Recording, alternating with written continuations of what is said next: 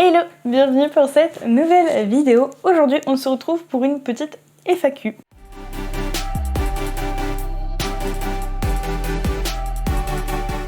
C'est la première de ma chaîne du coup, comme j'ai pas forcément beaucoup de commentaires, beaucoup de d'interactions sur YouTube, j'avais jamais trop osé en proposer une.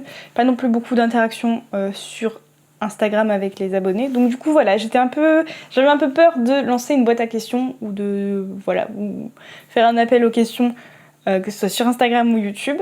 Mais écoutez, je me suis dit ça fait quand même un petit moment que j'ai ma chaîne, un petit moment aussi que j'ai Instagram. Donc pourquoi pas faire une petite FAQ. J'ai réussi à avoir quelques questions. Elles sont pas hyper nombreuses, mais on a quelques questions, donc c'est parti. Donc la première sur YouTube, quel est ton plus grand rêve niveau écriture ?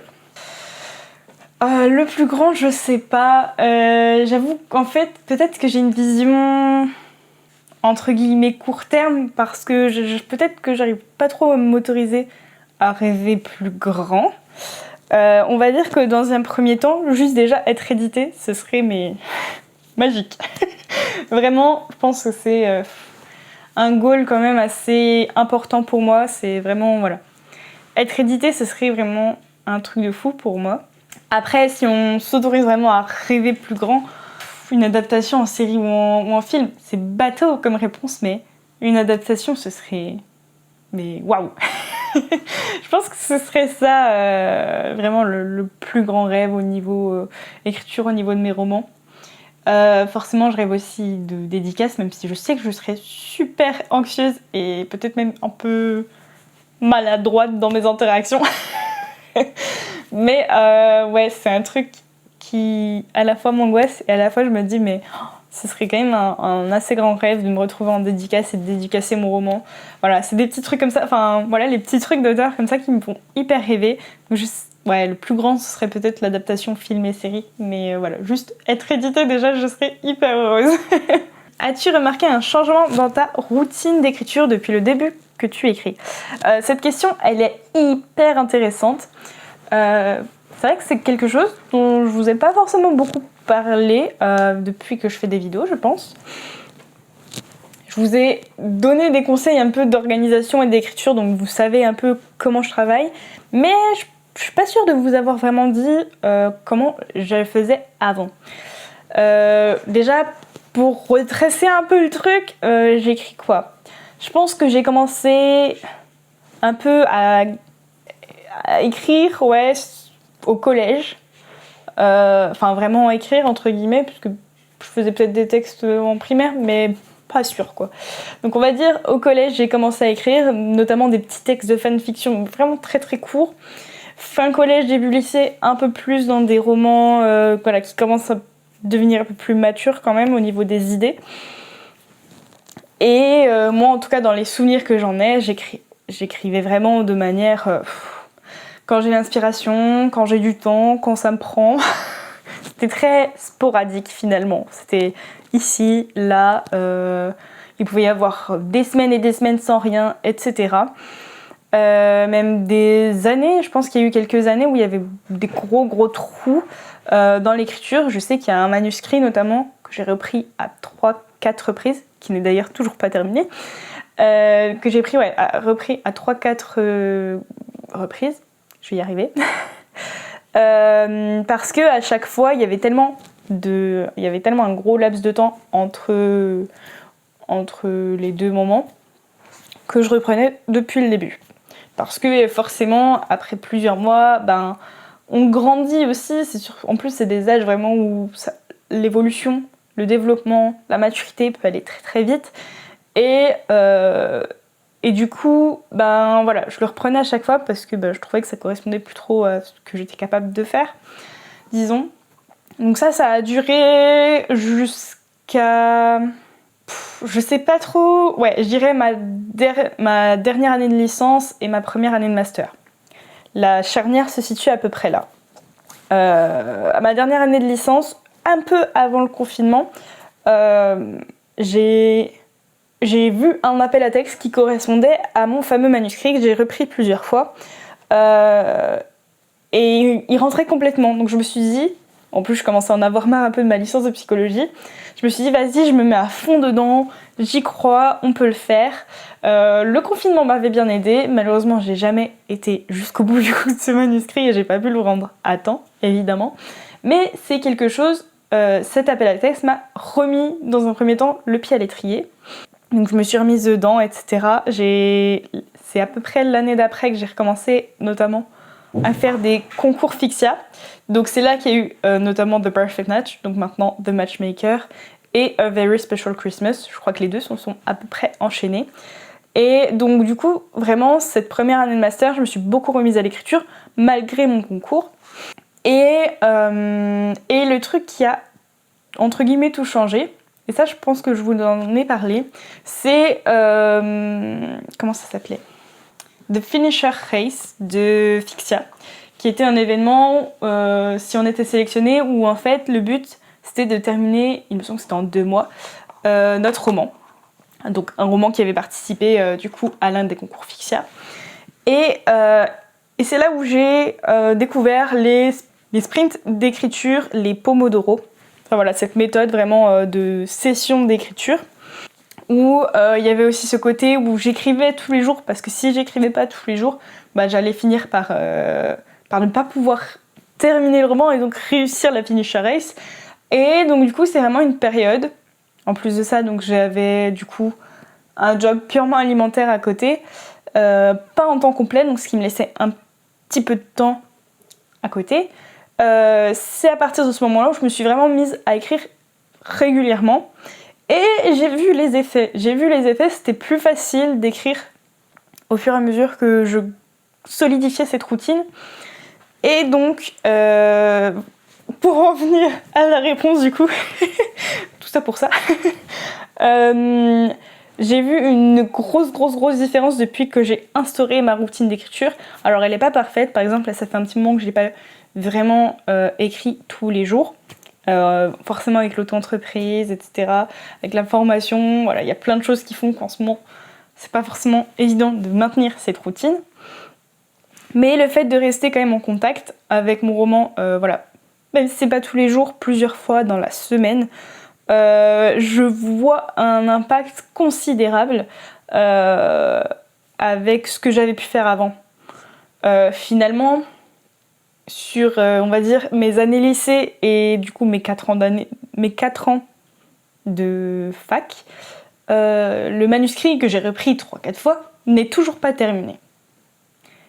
Depuis que je suis sérieuse et que j'ai cette routine, j'ai terminé, en termes de premier jet, disons, The Perfect Match, A Very Special Christmas, un projet dont je ne vous ai pas forcément parlé, Falling for You, et je suis quasiment à la fin de Une couronne de soleil et un baiser de lune.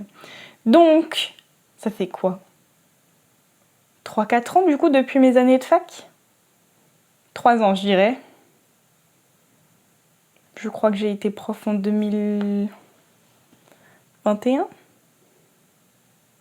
On est en 2023. Ouais, c'est ça. Ça doit faire 2 ans. Ouais, 2-3 ans, disons.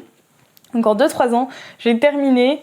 Ah, d'ailleurs, j'en ai oublié un. Il y avait Soulsbound aussi. Donc, j'ai terminé 6 premiers jets et j'ai terminé 2 romans, même s'ils vont être amenés à être encore réécrits. Mais techniquement, j'ai terminé du coup plusieurs réécritures sur 2 romans.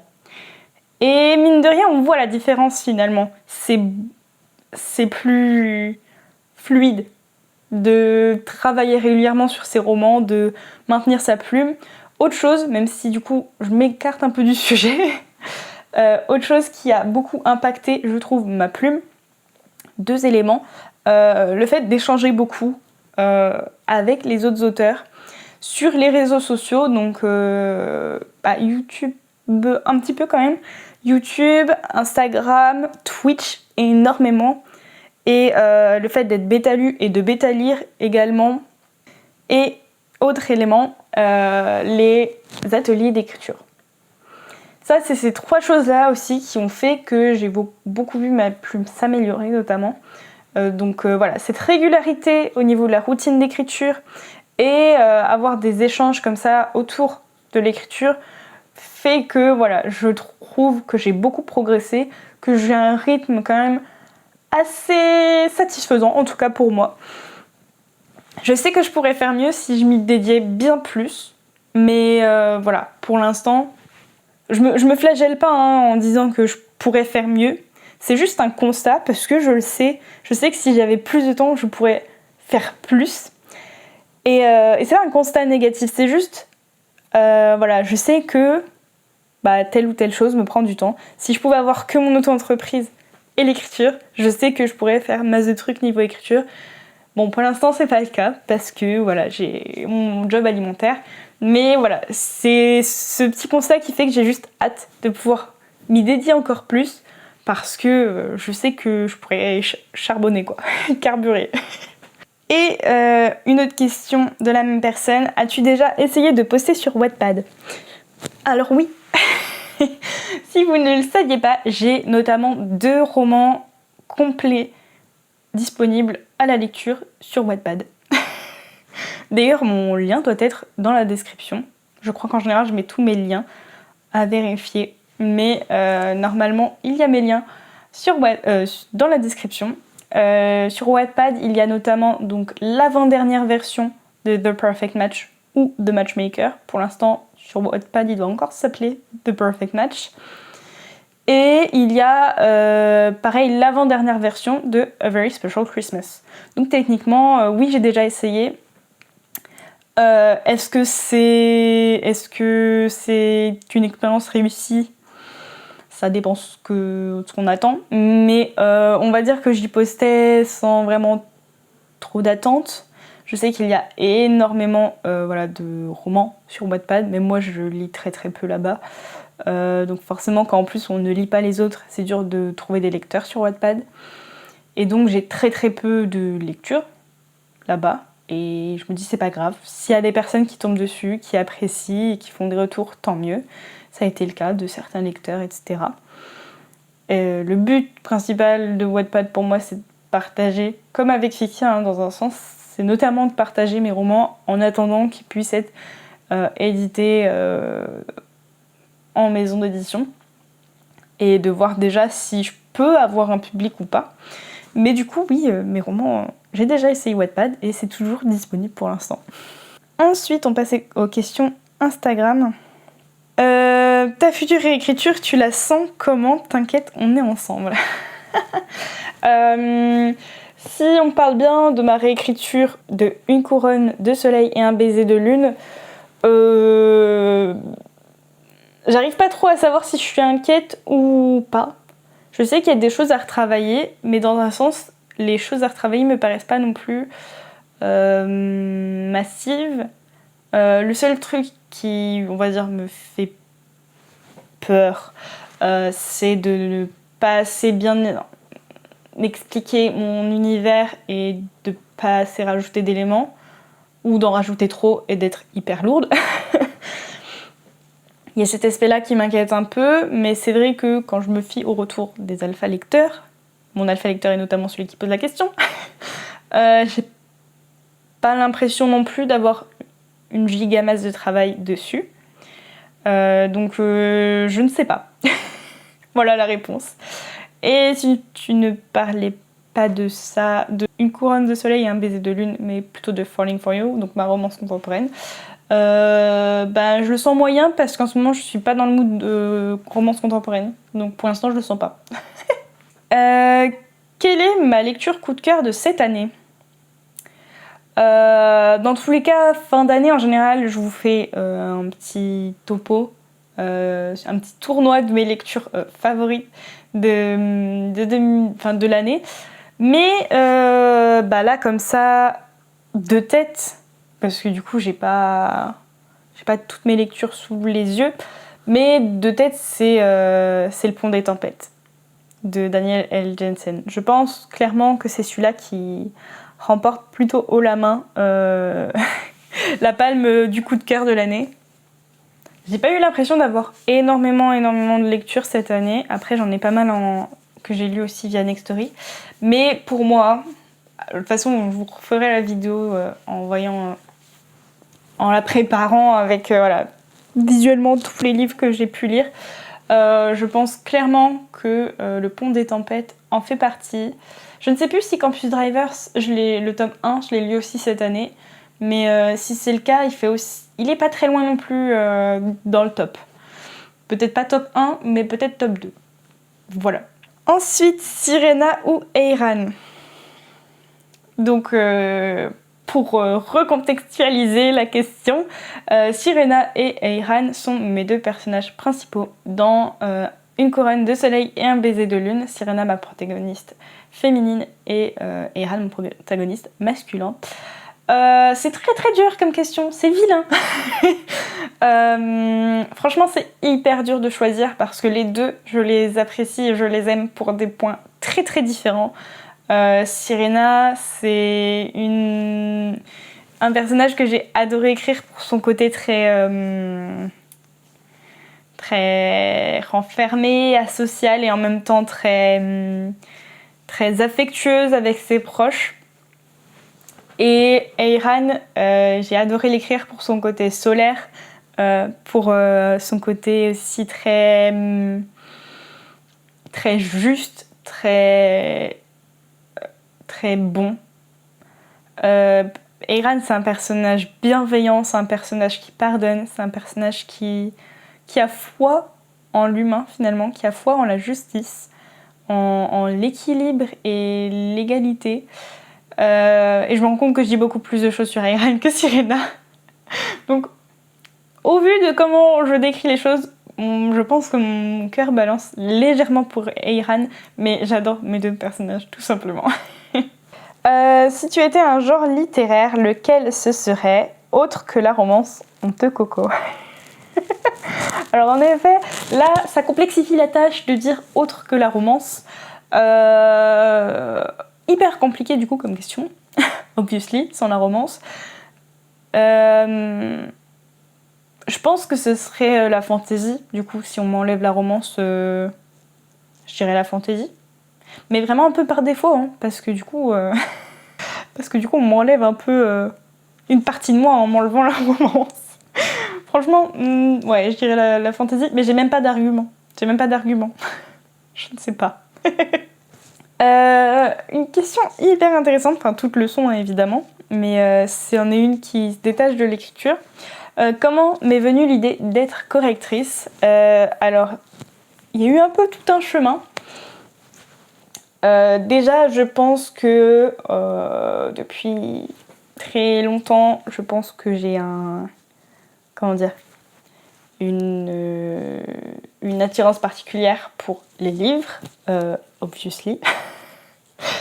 Et dans mes différentes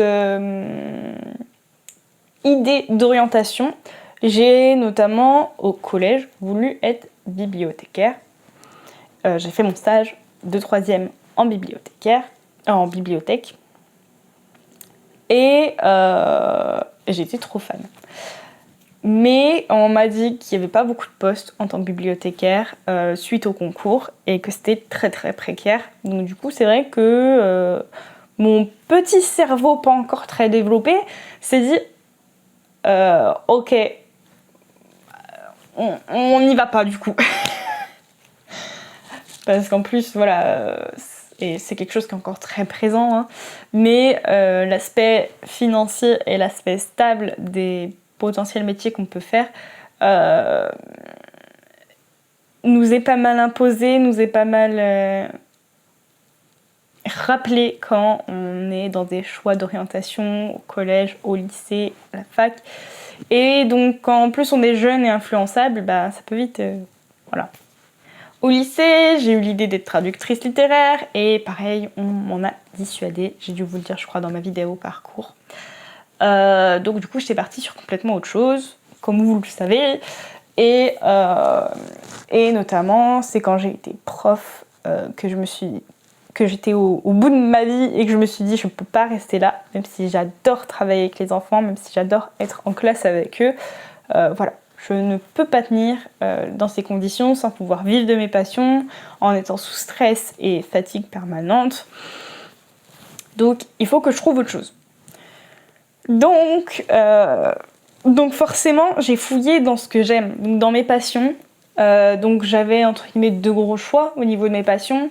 Il y avait la musique et il y a la littérature. La musique, c'est encore plus délicat que le domaine du livre parce que c'est encore plus instable. Soit on est intermittent du spectacle et là on a le summum de l'instable et forcément en plus j'ai pas les capacités pour, les compétences pour, parce que j'ai commencé assez tard les instruments que je joue.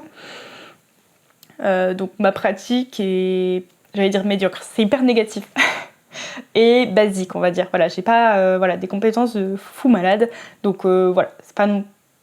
ça me paraissait pas le meilleur des choix. Et dans un sens, la musique, je l'ai jamais vraiment, en tout cas en pratique pure, j'ai jamais imaginé en métier. Par contre, un truc qui m'était déjà passé par l'esprit plusieurs années auparavant, c'était prof de musique. Sauf que, voilà, on en revenait à un métier de prof. Il aurait fallu, en plus de ça, que je fasse des études de musique. Et du coup, que je repasse un concours pour être prof. Et avec cet aspect où j'allais forcément, quasiment certainement, terminer dans une classe de collège. Et ça, je ne voulais pas. Parce que pour avoir vécu les cours de musique, et je suis sûre que vous allez avoir la même vision que moi, parce que c'était ça pour tout le monde. Au collège, les collégiens, déjà de base, ils sont infernaux, les collégiens, ils sont détestables avec les profs et avec les autres élèves, en général, pour certains, évidemment il y a des crèmes, comme partout. Mais voilà, les collégiens sont des élèves très très durs, et en plus de ça, dans un cours de musique, il y a 99% d'élèves qui n'en ont rien à foutre. Qu'on se le dise. Et je ne me voyais pas partager ma passion avec des élèves qui s'en foutaient. Et j'avais pas non plus les compétences pour être professeur juste de chorale. Donc ça, c'était éliminé. Il n'y avait même pas moyen.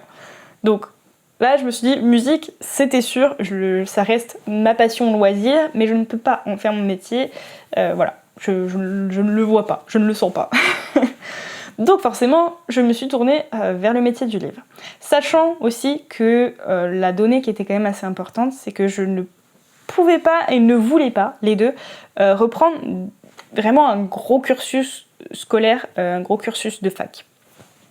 Pourquoi ? Parce que j'avais déjà mon appartement, mon ou mes chats. Non, j'avais qu'un seul chat à l'époque. Déjà des revenus quand j'étais prof, etc. Donc je me voyais mal retourner en arrière et pouvoir vivre sans revenus et reprendre entre guillemets depuis le début, depuis la licence, alors aussi que ça faisait 4 ans et quelques que j'étais en études. Je me voyais pas du tout reprendre de zéro, c'était impossible. Et vous allez me dire, il y a des passerelles entre les facs, etc. Oui, mais non. Le problème, c'est que j'ai fait une licence de psycho. Et donc, à la licence de psycho, il n'y avait pas trop de passerelles dans les métiers du livre. Donc, c'était pas vraiment quelque chose qui était faisable. Donc, ça a joué aussi dans mes choix.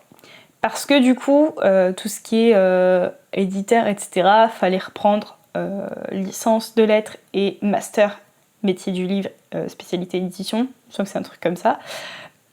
Et donc ça voulait dire reprendre pour 5 ans. Ça, c'était pas possible pour moi. Pas envisageable du moins. Pour être traductrice, pareil, il aurait fallu que je recommence au moins, je pense, une licence de langue, donc 3 ans minimum. Donc voilà, comme ça, je cherche. Finalement, en fait, j'ai écumé tous les sites autour de l'orientation qui énuméraient les métiers dans le domaine du livre. J'écumais comme ça tous les sites, je regardais ce qui était possible niveau formation, si c'était des formations qu'on pouvait faire à distance ou pas, qui demandaient d'être à temps plein sur place ou pas, si je pouvais faire ça dans ma ville ou pas. Voilà, tous les petits critères comme ça qui étaient à prendre en compte finalement. Et je finis par trouver quand même correctrice. Donc je me renseigne. Et je me dis, ah ouais, quand même, faut savoir aussi que du coup, quand j'étais prof, l'un des trucs que j'aimais beaucoup, notamment les cours d'orthographe, mais aussi les dictées et surtout la correction des dictées. Ne jugez pas, d'accord? C'est quelque chose, les dictées, j'ai toujours aimé. Gamine, je vais être l'alien concrètement, mais j'adorais les dictées. Voilà.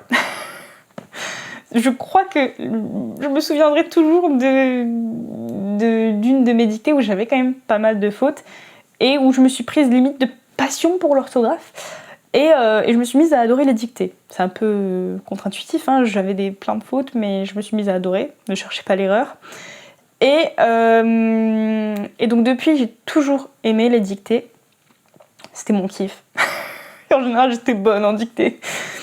Et quand j'ai été prof, j'ai vraiment adoré corriger les dictées. Alors c'est sûr, c'est pas du niveau faux, hein. J'étais prof de CE2, CM1, donc voilà, c'est des dictées de petit niveau, mais j'ai adoré corriger les dictées, premier degré.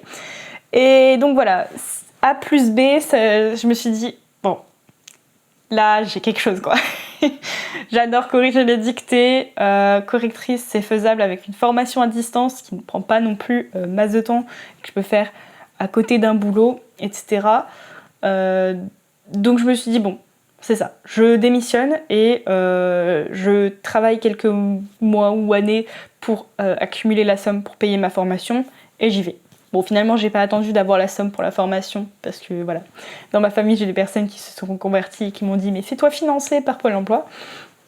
Donc du coup, voilà un peu comment j'en suis venue à l'idée de correctrice, mais de base, c'est juste, j'en pouvais plus d'être prof et j'ai tout fait pour trouver juste un métier où j'étais sûre de me plaire et qui ne m'obligeait pas à reprendre des études depuis le début.